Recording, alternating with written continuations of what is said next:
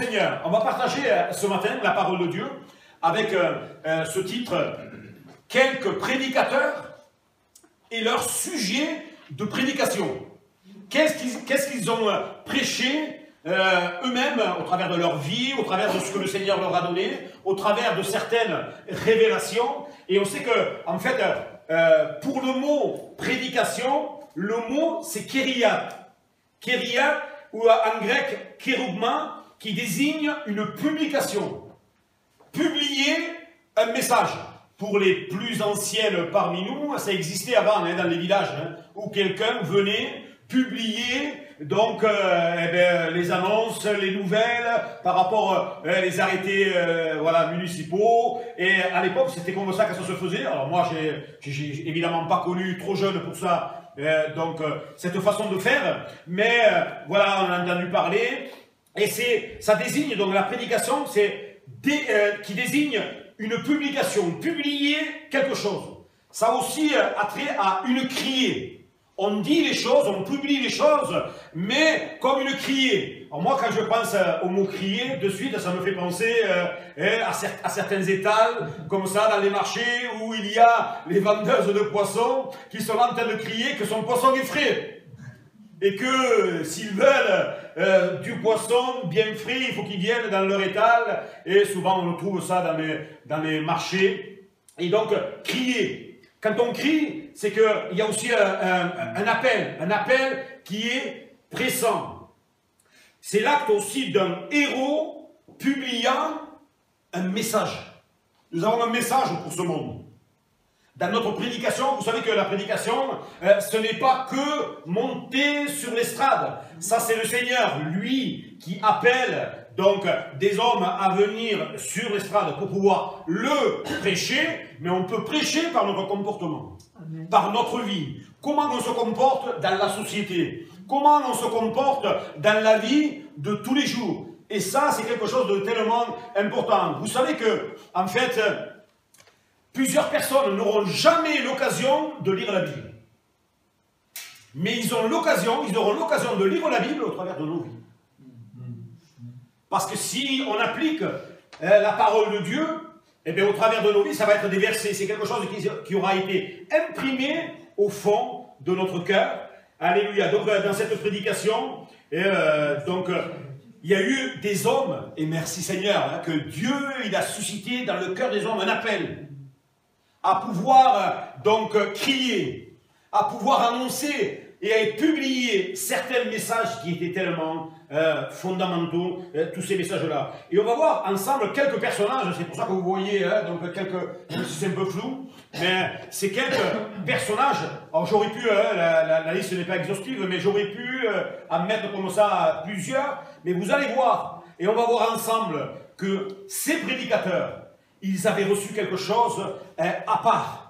Vous êtes tous d'accord avec moi que, par exemple, quand certains prédicateurs, on pense à certains prédicateurs, il y a un message qu'ils ont dans leur cœur, et quand on pense à eux, on pense, je ne sais pas, tel prédicateur, il est axé sur l'amour. Quand il parle au niveau de l'amour de Dieu, il communique quelque chose. L'autre, ça va être un autre thème.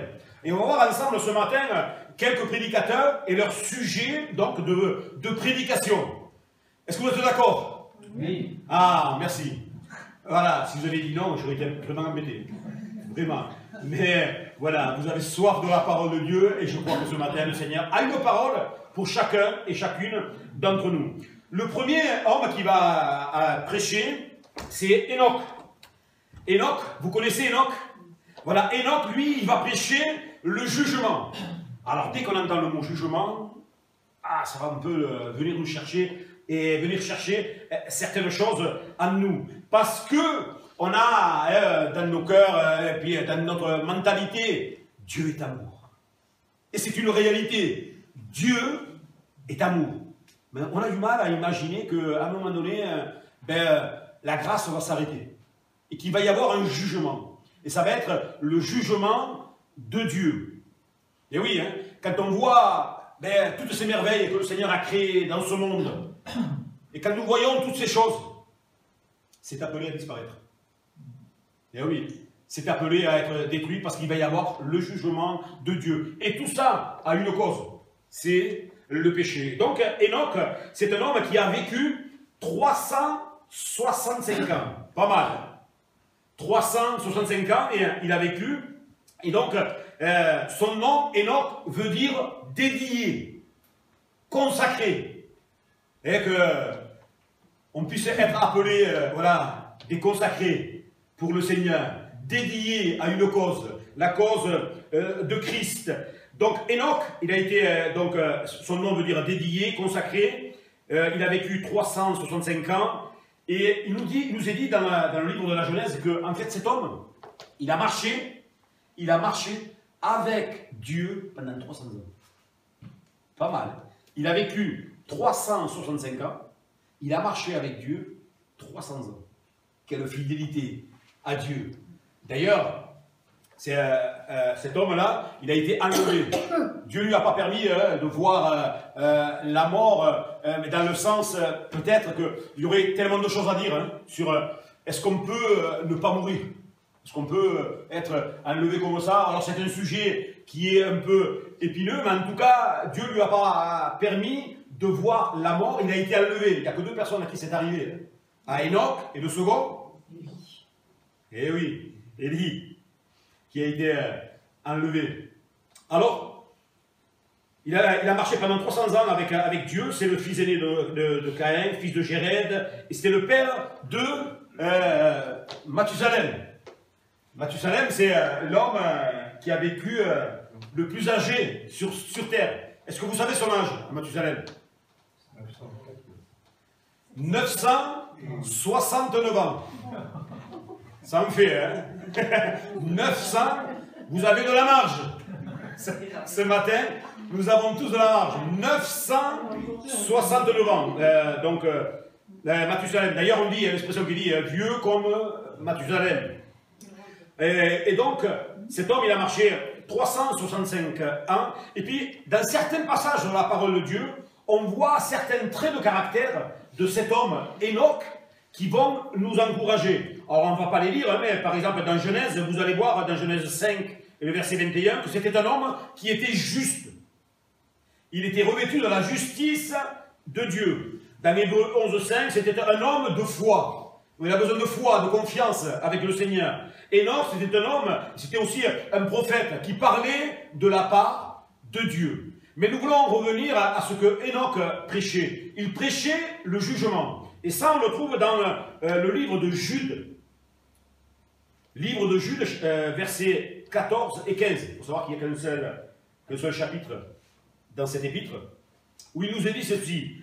Enoch, le 7e de nos ancêtres après Adam, a d'avance parlé de ces gens-là en disant, voici, le Seigneur vient avec des millions d'anges. Et c'est le verset 15, non? Donc, où il nous dit, pour juger le monde entier, il va condamner tous les gens mauvais pour toutes les actions mauvaises qu'ils ont commises contre lui. Il va condamner ces pécheurs orgueilleux pour toutes les insultes qu'ils ont dites contre lui. Alors, comme je le disais au tout début, le mot jugement, on n'aime pas trop. On peut faire entendre que Dieu est amour, Dieu est paix, voilà. Mais le jugement, alors, c'est pas que Dieu a voulu le jugement, mais c'est à cause de la chute. On retrouve donc les causes du jugement au tout début. Et cet homme, il vient avec un message. Enoch, il prêche le jugement. C'est dans le livre de Jude nous dit ceci, pour juger le monde. Il vient en tant que prophète, il vient avec un message et il dit en fait, le monde va être jugé. Surtout que nous ne puissions jamais oublier cela. C'est que ce monde sera jugé. Nous allons tous nous retrouver devant le trône de l'agneau, devant le grand trône de Dieu. Et nous tous, nous allons passer au travers de ce jugement. Alors, c'est un message évidemment qui n'était pas facile à dire, même à l'époque d'Enoch. Et pourtant, lui, il avait donc en lui ce feu, et il disait, mais oui, mais en fait, à cause du péché, il va y avoir un jugement. Et c'est bien plus tard, hein, et au temps de Noé, on va le voir tout à l'heure, hein, au temps de Noé, où en fait, ces choses se sont accomplies, parce que le péché, il va toujours grandissant. Regardez comment ça commence. Une désobéissance qui pourrait être banale. Une désobéissance, hein, où c'est pas grand-chose. Dieu a-t-il réellement dit? Et puis on dit, mais quand même, Dieu est amour, et puis voilà, hein, on va y succomber, on connaît tous l'histoire. Donc de suite après, des enfants vont naître. Il va y avoir le premier meurtre. Un frère va tuer un autre frère. Pourquoi? À cause de la jalousie dans le cœur. Et ça, c'est terrible. Et puis, le mal commence à s'accroître jusqu'au point où le Seigneur va dire, il dit hein, qu'il va se repentir, pas dans le sens où nous, on l'entend. Hein, il se repent d'avoir fait et d'avoir créé l'homme. Terrible. Terrible. Parce que le cœur de l'homme, il est dur. Le cœur de l'homme, c'est quelque chose de terrible. On n'en connaît pas ses limites. Hein.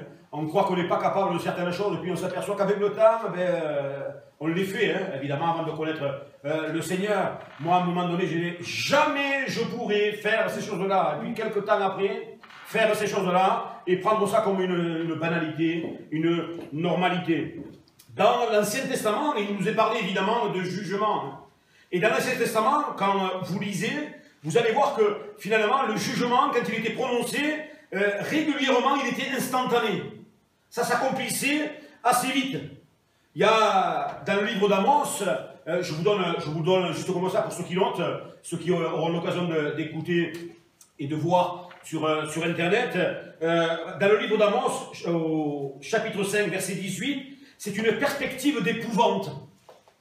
C'est quelque chose qui épouvante le jugement de Dieu. Et on doit, nous tous qui avons fait la paix avec notre Seigneur, se remémorer toutes ces choses-là, les savoir, parce que ça va nous garder. Alors ce n'est pas une crainte qui va nous tenir dans la peur, mais c'est une crainte respectueuse, chacun d'entre nous. Donc Amos en parle du jugement comme d'une perspective d'épouvante. Le jugement précède toujours le salut qui l'accompagne. Parce que Dieu est un Dieu de grâce, toujours. Quand il annonce le jugement, c'est que d'abord, il a déjà parlé. On le retrouve par rapport avec le peuple de Dieu. Combien de fois le Seigneur, il a voulu les ramener et dire, mais en fait, vous êtes en train de vous éloigner, revenez vers moi. D'ailleurs, dans nos cultes, quand il y a des dons spirituels, souvent, remarquez-le hein, avec moi, souvent les dons spirituels, c'est pour rectifier une situation. Tu t'éloignes, tu es loin du Seigneur, reviens dans les voies du Seigneur parce que tu es en train de t'éloigner. Et ça, c'est le propre. C'est le propre de la brebis. En tant que brebis, sans rien faire, naturellement, simplement en mangeant et en goûtant, elle peut se perdre et elle peut s'éloigner loin du Seigneur. Et elle a besoin du berger pour la ramener. Alléluia. Et donc, dans ce cadre-là, Dieu a toujours, avant d'envoyer le jugement dans l'Ancien Testament, il a averti et il a donné une occasion de salut pour que le peuple puisse revenir à lui, revenir de ses voies. Ça, on le trouve dans Ésaïe 66. Et puis, toutes les nations le subissent. Qu'on le veuille pas, qu'on soit d'accord, qu'on soit pas d'accord, que dans tel pays, nous, on réagit comme ça. Hein. Nous disons, par exemple, en Afrique, c'est plus les musulmans, dans tel pays, c'est comme... Là, en fait, le jugement de Dieu, ben, on va tous s'y retrouver. Hein. Qu'on le veuille pas, qu'on soit d'accord ou pas d'accord, d'ailleurs, notre avis ne nous sera pas demandé. Ça, je vous le dis. Hein. On le retrouve dans Jérémie, chapitre 25 et le verset 30. Donc, dans l'Ancien Testament, c'était le jugement, il était annoncé avec toujours un moyen de salut, et on s'aperçoit que le peuple ne voulait pas. Il y a même un verset qui nous dit que le Seigneur dit, revenez à moi, et le peuple répondit, non, c'est par rapport à revenir aux anciens sentiers. C'est-à-dire, non, non, le peuple décida, nous, on ne veut pas. Le peuple de Dieu, le même peuple de Dieu, nous, on ne veut pas, on veut faire comme bon nous semble. Que nous ne soyons pas dans cette liberté à outrance, dans cette grâce à outrance. Un jour, quelqu'un m'a dit, je veux avoir la grâce de ne pas prier. C'est terrible, hein, ces paroles. Je veux avoir la grâce de ne pas prier. Je veux avoir la grâce de ne pas aller à l'église. Je veux avoir la grâce, voilà 3 points, et puis voilà. Vous vous rendez compte comment on peut tordre certains sens, mais ça c'est le cœur de l'homme. On réfléchit et des fois, alors au niveau de l'intelligence spirituelle, on a besoin de la grâce de notre Seigneur. Donc ça c'est dans l'Ancien Testament. Dans le Nouveau Testament, Jésus, il faisait beaucoup référence au jugement. D'ailleurs, il y a un sujet qui accapare nos pensées. C'est le retour de Jésus. Quand il va y avoir le jugement, quand on va se retrouver devant le Seigneur. Il n'y a pas une question ou un thème où ça a suscité de la curiosité. Quand est-ce que ce jour-là va arriver? Quand est-ce que Jésus va venir? Alors Jésus, il n'a jamais dit le jour. Il n'a jamais dit le jour, mais en tout cas, il a donné une époque.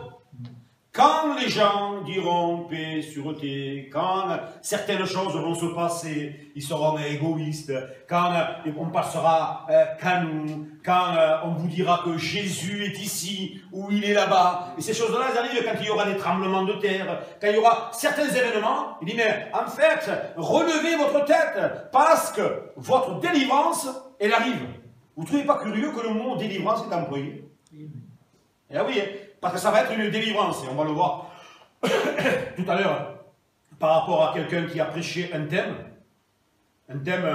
on va le voir, un peu tabou. Donc dans le Nouveau Testament, Jésus a beaucoup prêché sur le jugement. Et puis chacun d'entre nous, face au jugement, eh bien, nous y sommes confrontés. Hein. On trouve un passage qui nous parle du jugement, vous le trouverez dans Romains chapitre 2.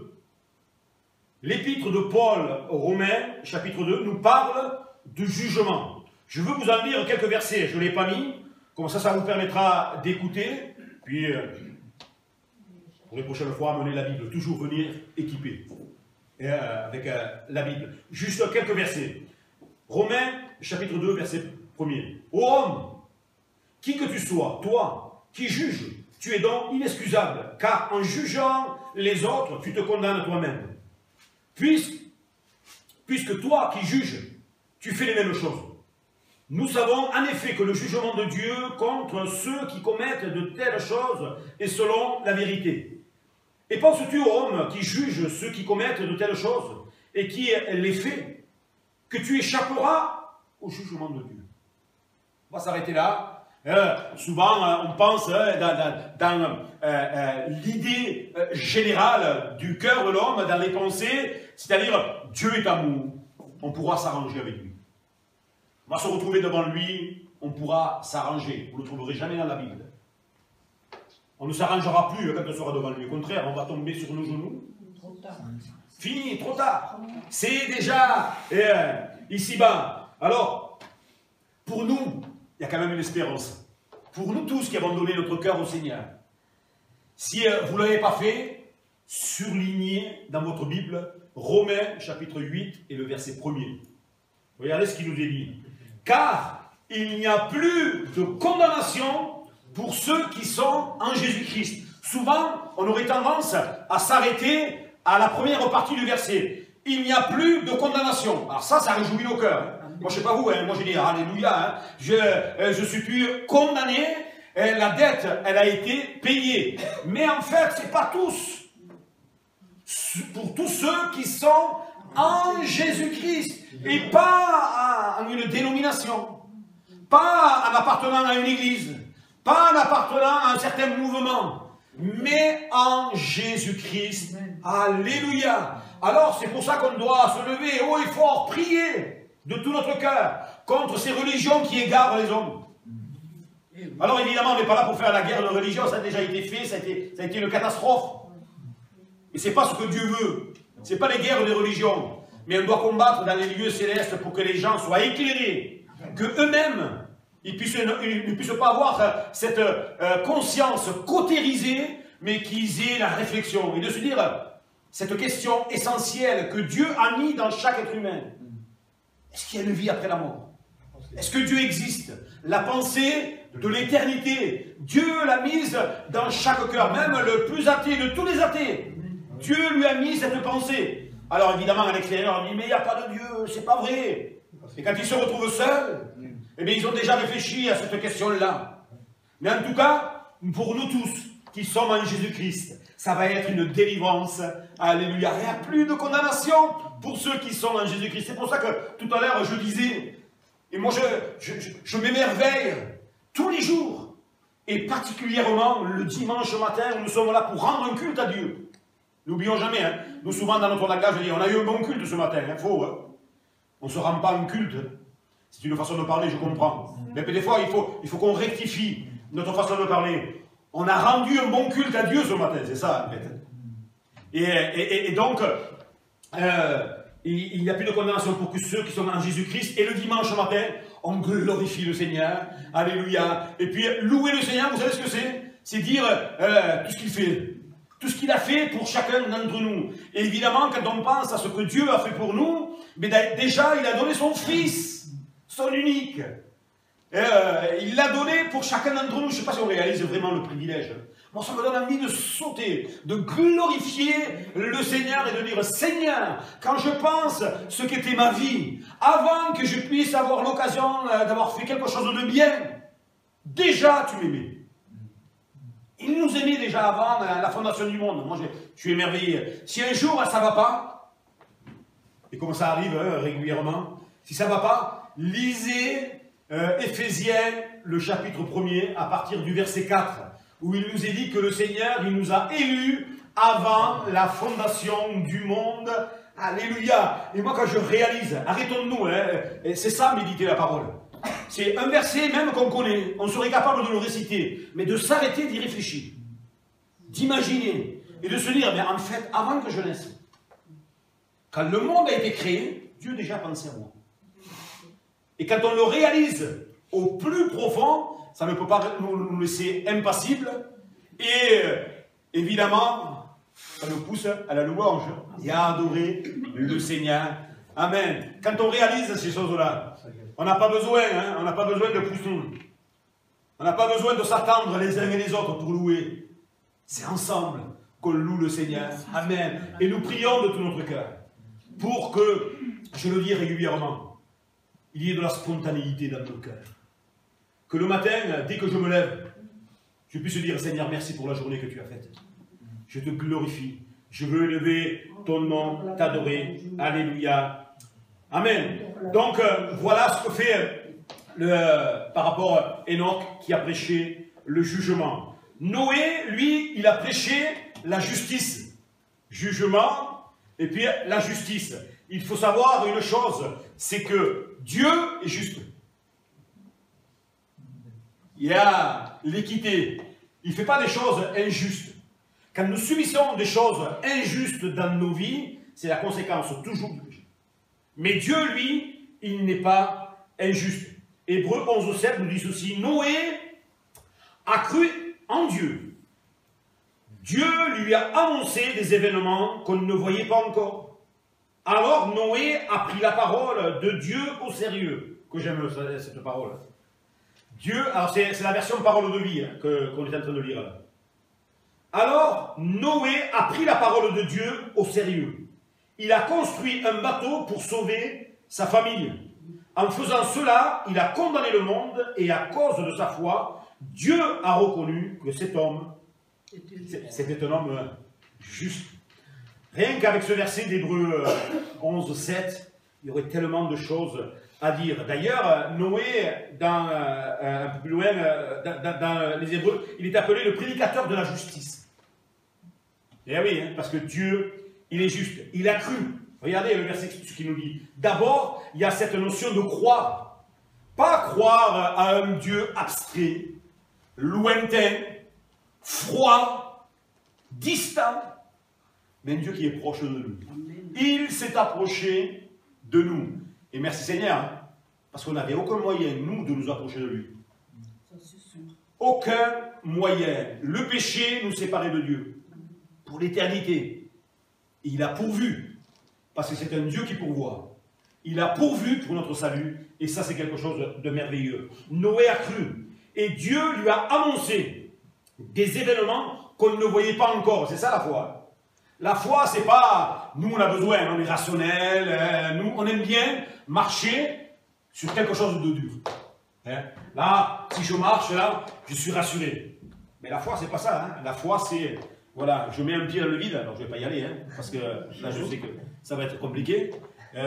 On peut se fouler rapidement une cheville. Mais voilà, la foi, je marche dans le vide, je ne sais pas ce qui va se passer après, mais j'ai assez de confiance dans mon cœur pour savoir que le Seigneur m'a dit qu'il ne me délaisserait pas, qu'il serait avec moi tous les jours jusqu'à la fin du monde. Alors il y a une question qui se pose ce matin. Hein.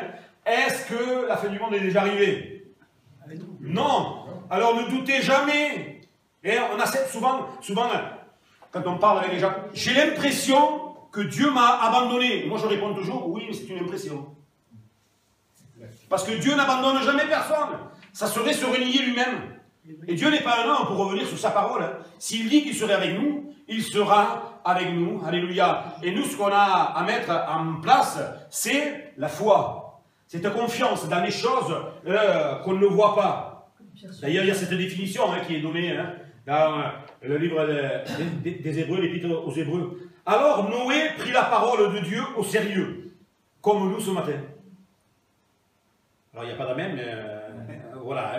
Hein. Noé, il prit la parole de Dieu au sérieux. La parole de Dieu doit être prise au sérieux. Et moi, je veille à ce que mes prédications, les thèmes que le Seigneur met dans mon cœur, elles soient de la parole de Dieu. Hein. Que je ne prenne pas un verset pour en tordre le sens et lui faire dire ce que le passage, le verset ne dit pas. Parce que nous vivons des temps tellement compliqués et c'est ce qui se passe. Hein. Et quelqu'un a dit récemment, oui, mais Dieu est un Dieu jaloux, alors je ne peux pas laisser une religion, voilà, un endroit assez sectaire, parce que Dieu est un Dieu jaloux. Vous voyez comment on tord le sens. Donc, comme Dieu est un Dieu jaloux, je ne peux pas quitter cet endroit. Alors que le texte, quand il dit que Dieu est un Dieu jaloux, c'est pas pour ça. Dieu est jaloux par les choses que l'on met dans notre cœur qui remplacent sa personne. Et là, c'est à cause de ça. Vous voyez comment on tord le sens de certains versets. Alors certes, oui, Dieu est jaloux. Mais si on prend voilà, un verset, on tord le sens pour que ça nous arrange, alors ça devient un prétexte pour nous encourager nous-mêmes. Mais prenons la parole de Dieu au sérieux. Et si un jour, il vous semblerait que ce que je prêchais n'est pas biblique, venez me voir. Parce que on n'est pas à l'abri de quoi que ce soit. On peut avoir un moment où on s'égare, mais on est là pour les uns et les autres se dire, Alex, tu as parlé de ci, tu as parlé de ça, est-ce que c'est réellement dans la Bible? Alors ça peut, voilà, ah oui, effectivement. Mais bon, en général, alors on n'est pas à l'abri, c'est sûr, mais je veille sur ça, pour que la parole de Dieu, on puisse prêcher la parole de Dieu et que la parole de Dieu. Et donc, ce qu'il va faire, c'est qu'il va construire un bateau, cet homme. Cet homme, le prédicateur de la justice. Alors nous, quand on le lit, parce qu'on sait la fin de l'histoire, on dit, ah, il a construit un bateau, c'est super. Sauf qu'il n'avait pas encore plu hein, sur la terre. Des fois, on l'oublie. C'était irrationnel, c'était pas possible de pouvoir construire un bateau. Pour quelqu'un de raisonnable, d'ailleurs, tout le monde se moquait de lui, hein. Noé. Hein. Lui disait, il va y avoir un jour où il va y avoir, donc ce monde va disparaître. Il se moquait de lui. Mais lui, il a prêché la justice, parce que Dieu est juste par rapport au péché. Est-ce que vous savez, oui, je pense que oui, hein, mais c'est un rappel, que tous ceux, et c'est terrible ce que je vais dire, hein, tous ceux qui vont se retrouver en enfer, ils l'auront décidé. Ils l'auront choisi. Ce n'est pas Dieu qui envoie les gens en enfer. C'est parce qu'on décide de faire notre propre volonté. En fait, on rejette Dieu. Et tous ceux qui vont se retrouver en enfer pour l'éternité, c'est terrible quand on y pense, ils l'auront choisi. Ça aura été délibérément. Alors, la justice. Moi, je remercie le Seigneur parce qu'en fait, il n'y a pas un juste parmi nous. La Bible le dit, Romains. Pas juste, pas même un seul. Nous sommes tous coupables. personne ne pouvait se présenter devant Dieu. Mais comme Dieu a donné son Fils Jésus à la croix du calvaire, au travers de Jésus, de son sacrifice, Dieu, quand il me voit, moi, quand il vous voit à vous, il vous voit juste. Ça, c'est un miracle.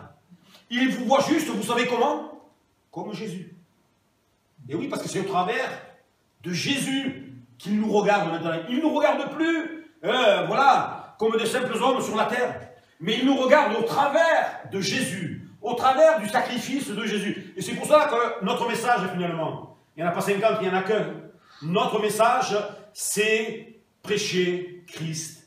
Alléluia. Que son nom soit béni. Amen. Alors je m'aperçois que le temps passe. Et bon, c'est classique, hein, vous me direz.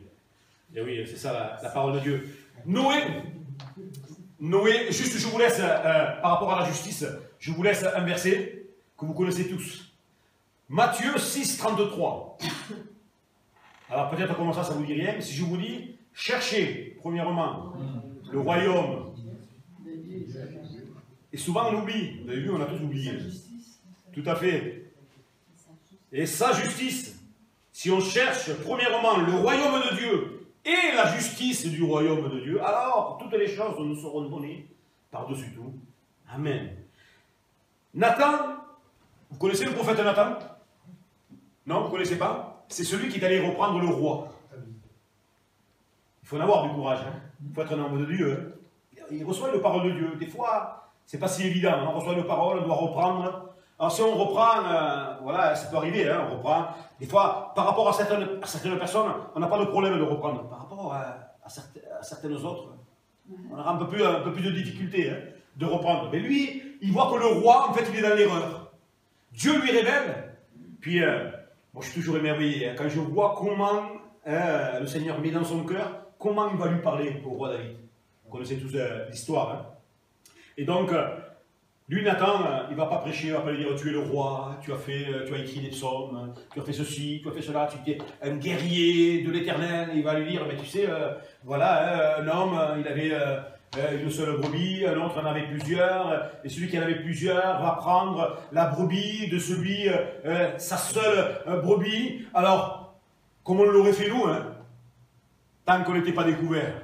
Comment on l'aurait fait? David va dire, mais cet homme, il mérite la mort, mais c'est pas possible. Et Nathan va dire, mais cet homme, c'est toi. En fait, il est en train de dénoncer le péché. Dites-moi, c'est quand la dernière fois qu'on a entendu le mot péché dans le monde? Aux informations, à la télé. C'est un mot qui a été rayé de notre vocabulaire. Péché. Des fois, on le remplace par autre chose. Nous, notre message, il ne change pas, il reste le même, c'est le péché.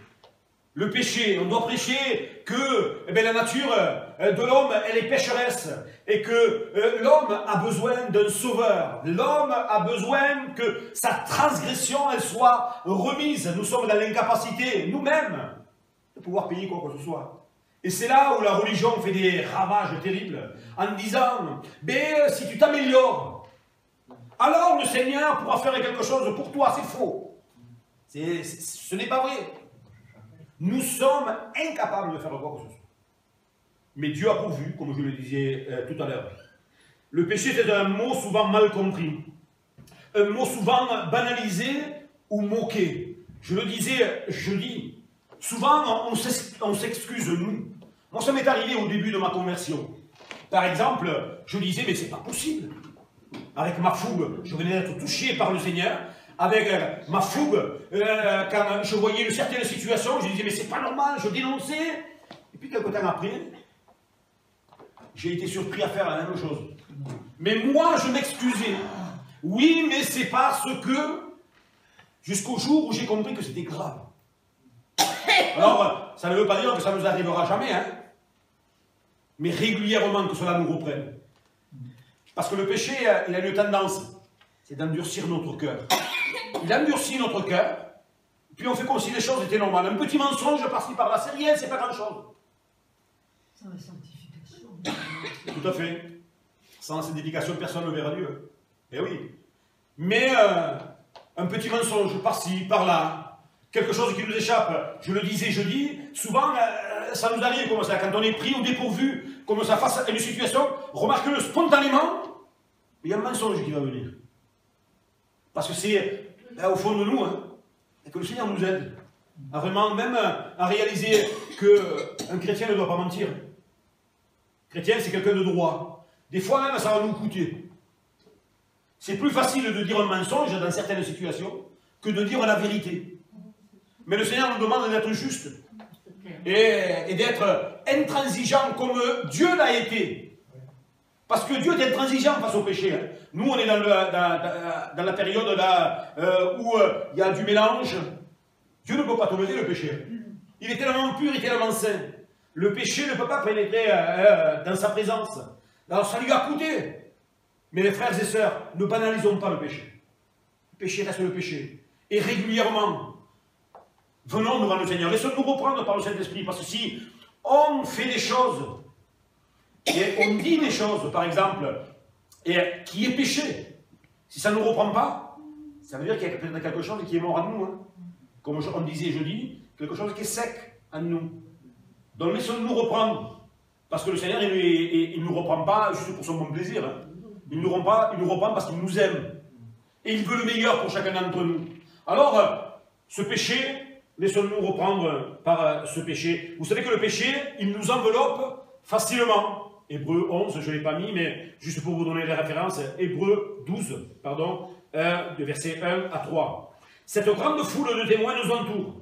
Rejetons donc, nous aussi, tout ce qui nous empêche d'avancer. Rejetons le péché qui nous enveloppe si facilement. Courons jusqu'au bout de la course qu'on nous propose. Regardons toujours Jésus. C'est lui qui fait naître la foi et qui la rend parfaite. Il a accepté de mourir sur une croix sans avoir honte. En effet, il voyait d'avance la joie qu'il allait recevoir. Et maintenant, il est assis à la droite de Dieu. Oui, pensez à Jésus. Les pécheurs étaient contre lui, mais il a tout supporté. Alors, ne vous laissez pas vaincre par le découragement. Ça, c'est Hébreux 12, les 3 premiers versets. Et cette semaine, si vous lisez ce passage, vous allez noter, vous allez voir ensemble qu'il y a certaines choses pour ne pas laisser ce péché qui nous enveloppe si facilement. Tout d'abord, il y a des choses à rejeter. Il y a des choses que l'on doit rejeter. Moi, je remercie le Seigneur parce que quand l'Esprit de Dieu trouve encore dans nos cœurs ce chemin pour nous montrer, pour nous conduire dans la vérité et pour nous dire ce que tu fais là, c'est pas bien. Ce que tu fais là, tu dois le régler. Le Seigneur, il le fait. Parce que je dis ça parce que des fois, on n'arrive pas à rejeter. Il y a un certain conformisme dans le cœur des croyants. Alors, il y a des actions à faire. Je dois rejeter. Ensuite, je dois courir. Vous lirez, Hébreux 12. Je dois courir. Je dois regarder à Jésus. Ce qui va me donner, eh bien oui, de la foi. Je dois penser à Jésus. Et puis, je ne dois pas me laisser vaincre par le découragement. Souvent découragé. C'est arrivé à des hommes de Dieu. Ça va nous arriver. Ça nous arrivera certainement si quelqu'un n'a jamais été découragé. Ne vous inquiétez pas. Ça va arriver. On n'est pas prophète de malheur, mais c'est la vérité. Parce que c'est rare que notre marche chrétienne, elle est comme ça. C'est rare. C'est toujours comme ça, comme ça, comme ça. C'est toujours, voilà. Mais le Seigneur, ne vous découragez pas. Regardez à Jésus. Regardons à Jésus. Alléluia. Je vais en prendre juste un dernier. Hein. On est arrivé à la moitié. Hein. C'est mon problème. Il faut prier pour moi. Hein. Trop bavard. Trop bavard. Je m'étais fixé un temps. Mais voilà. On est tellement pris par la parole de Dieu. Puis c'est le Saint-Esprit qui conduit aussi. Hein. Voilà. On va prendre un dernier. C'est Élie. On en a parlé tout à l'heure. Hein, comme Enoch qui a été enlevé. Élie, lui, il va prêcher la décision. La décision, 1 Roi 18, verset 21. Élie s'avança devant tout le peuple et dit: jusqu'à quand est-ce que vous allez danser tantôt pour l'un, tantôt pour l'autre? Si c'est le Seigneur qui est Dieu, adorez le Seigneur. Si c'est Baal qui est Dieu, adorez Baal. Mais dans le peuple, personne ne lui répond. Terrible. Encore une fois, pas de réponse. Alors que Élie, lui, est en train de prêcher, il dit, mais décidez-vous. Et ça, c'est un problème. Le contraire de la décision, de se décider, c'est être indécis. Je ne sais pas. Un pied devant, un pied derrière. Et d'ailleurs, lui, il vient, Élie, avec ce message, il dit, mais, la version Louis II nous dit, jusqu'à quand clocherez-vous des deux pieds? C'est une position vraiment inconfortable. Hein. Quand on marche, par exemple, un pied sur le trottoir et un pied sur le caniveau, c'est pas terrible. Mais on s'aperçoit que des fois, les marches sont comme ça, hein, la marche chrétienne. Jésus est Dieu. Jésus est le sauveur de mon âme. Et puis quelques temps après, complètement découragé, ou on pense même à une fin tragique pour notre vie. Ça existe. Ça existe. Un coup en haut, un coup en bas. Vous vous rappelez, il n'y a pas si longtemps, j'avais apporté la parole sur la stabilité. Être des chrétiens stables. Être des chrétiens solides. Pour être stable, il n'y a pas 50 solutions. Hein. Pour être stable, il faut avoir des bonnes fondations. Si les fondations, elles sont saines, si les fondations, elles sont solides, que les racines, elles vont aller vraiment en profondeur, alors, la tempête, elle va souffler, hein, c'est sûr. La tempête, elle va essayer, hein, ça nous fait bouger de tous les côtés. Mais on tiendra ferme, pourquoi? Parce que la fondation, elle est solide. Et je remercie le Seigneur parce que le Seigneur, Dieu, il a donné, alléluia, comme fondation à l'Église, Jésus-Christ. Alléluia, c'est notre seul fondement. Et dans nos églises, on parle de Jésus, de Jésus seul. Et, alléluia, la pierre angulaire, et oui, hein, c'est la pierre principale, celle de l'angle, sur laquelle toute vie peut être bâtie et elle sera solide. Si on bâtit notre vie sur Jésus, ça sera solide. Par contre, si on garde un peu de nous, si on cloche un coup à gauche, un coup à droite, on aura des difficultés. Et on prend des risques. Moi, je connais des personnes, je connais des gens depuis des années. Depuis des années. Un coup, ils sont là, dans la présence de Dieu, c'est quelque chose, ils vivent quelque chose d'extraordinaire. Puis, quelques temps après, prêts à renier. C'est fini, j'y vais plus. Même plus à l'église, même plus la réunion de prière. Je suis dégoûté. Vous en connaissez aussi. Hein. Mais que nous soyons des hommes et des femmes stables dans la présence du Seigneur. Alléluia. On va arrêter ici donc la parole de Dieu. J'aurais aimé vous parler, peut-être une prochaine fois, vous parler de Michée qui va prêcher la mort. Un mot tabou, je vous ai dit tout à l'heure en commençant. La mort c'est tabou. Dès qu'on parle de mort, c'est tabou. Oh non, non. Pourtant la Bible nous dit que, en fait, ils sont heureux, ceux qui meurent dans le Seigneur. Et quand on sera là-haut, fini les larmes, fini les pleurs. Bon, je ne vais pas faire la prédication, mais voilà. Alors, Michée, il prêcha la mort. Jean-Baptiste, il prêcha la repentance. Un mot, encore une fois, rayé de notre vocabulaire. Et puis, Pierre, il prêcha Christ. Que le Seigneur nous aide, peut-être une prochaine fois. Et on pourra même rajouter quelques prédicateurs avec le message qu'ils avaient au fond de leur cœur. Mais toutes ces choses que nous avons entendues ce matin, que nous puissions les garder au fond de notre cœur, les repasser, demander au Saint-Esprit, obéir, alléluia, parce que vous savez que c'est la plus belle des vies que nous avons choisie. Et un Seigneur, te donner ma vie, c'est la meilleure des choses que je puisse faire. Et donc dans cette vie, nous voulons demander au Seigneur sa grâce et son amour.